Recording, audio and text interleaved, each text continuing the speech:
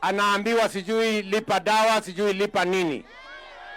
Ukifika kwa zahanati yoyote, ufike kwa dispensary yoyote, mtu akuambie ya kwamba ulipe gharama ya matibabu, upige nduru, uite askari polisi, hawa ni matapeli.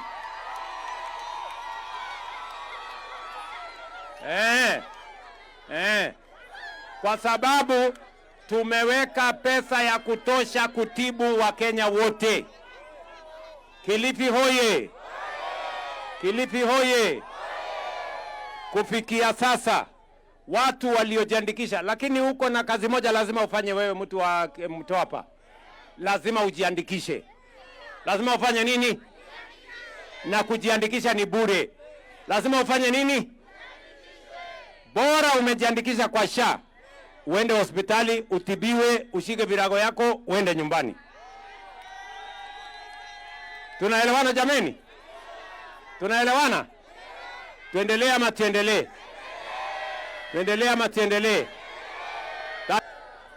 Na tumekubaliana ya kwamba hatutaki tena siasa ya ubaguzi, na hatutaki tena siasa ya ukabila, na hatutaki siasa tena ya chuki.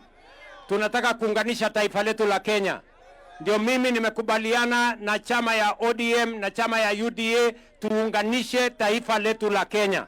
Tuondoe ukabila, tuondoe chuki, tuondoe migawanyiko, tuondoe ubaguzi, tuunganishe Wakenya, twende